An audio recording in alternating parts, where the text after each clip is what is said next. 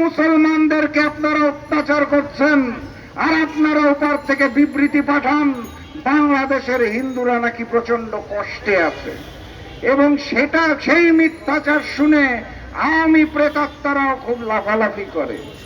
নাসিরনগরে যখন হিন্দু হত্যা করা হয়েছিল হাসিনা আমলে, আপনারা প্রতিবাদ করতে পারেন নাই, আর আপনারা এসেছেন হিন্দুদের নতুন কোন নেতা বলে সৃষ্টি হয়েছে, কি নাম?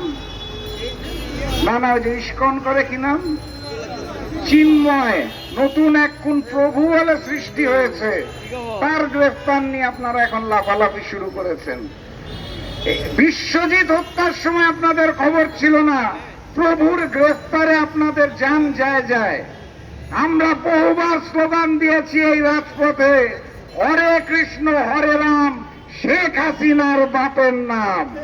তো ওই বাপকে ছেড়ে এখন কি চিন্ময় প্রভুকে আপনারা বাপ মানছেন কিনা সেটাও আমাদের ভেবে দেখতে হবে। কথাবার্তা পরিষ্কার, ওপার থেকে ষড়যন্ত্র করবেন না। বাংলার তৌহিদি জনতা যেভাবে ঐক্যবদ্ধভাবে হাসিনাকে দূর করেছে, প্রয়োজনে ভারতের বিরুদ্ধে আন্দোলন এবং সংগ্রাম করে তোলা হবে। বাংলার মাটিতে ভারতীয় আগ্রাসন মেনে নেওয়া হবে না, এবং প্রতিরোধ করার জন্য আমরা সকলে প্রস্তুত আছি ইনশাআল্লাহ। অগাস্ট মাসের 5 তারিখের পূর্বে যেই ঐক্যবদ্ধ আন্দোলন হয়েছিল, ছাত্র জনতার সংগ্রাম হয়েছিল, প্রত্যেকটি গণতান্ত্রিক রাজনৈতিক দলের সম্মিলিত সংগ্রাম হয়েছিল, একই সংগ্রাম আবারও তৈরি হবে। আর আমি অন্তর্বর্তীকালীন সরকারকে বিনয়ের সাথে অনুরোধ জানাতে চাই, ভারতের সাথে মাথা নিচু করে কোনো কথা হবে না।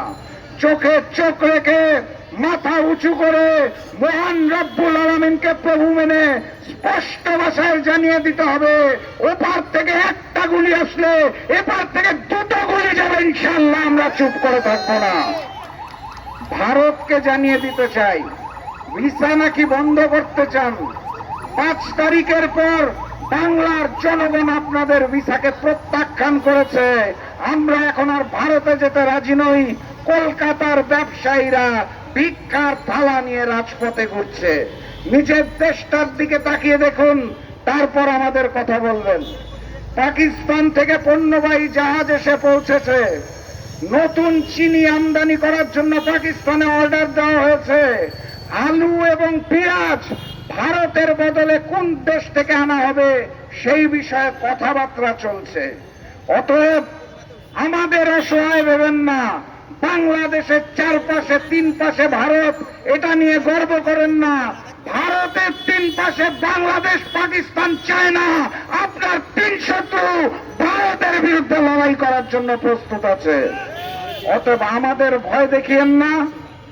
বর্ডারের ওই পারে যে সকল বন্দুক নিয়ে দাঁড়িয়ে আছেন, যদি সৎ সাহস থাকে ওপার থেকে হনুমানের ভেঙচি কেটেন না ভারতীয় দাদা বাবুরা, কারণ বাংলাদেশে বাঘের গর্জন দেওয়ার জন্য আমরা 16 কোটি মানুষ প্রস্তুত আছি। অতএব কথাবার্তা পরিষ্কার, বাংলার মাটিতে ভারতীয় আগ্রাসন, আওয়ামী প্রেতাত্মাদের ষড়যন্ত্র আর চলবে না। তৌহিদি জনতা একতাবদ্ধ আছে। সেই স্বর্ণালী দিনের গণতান্ত্রিক বাংলাদেশের স্বপ্ন নিয়ে আজকের মতো বিদায় নিচ্ছি।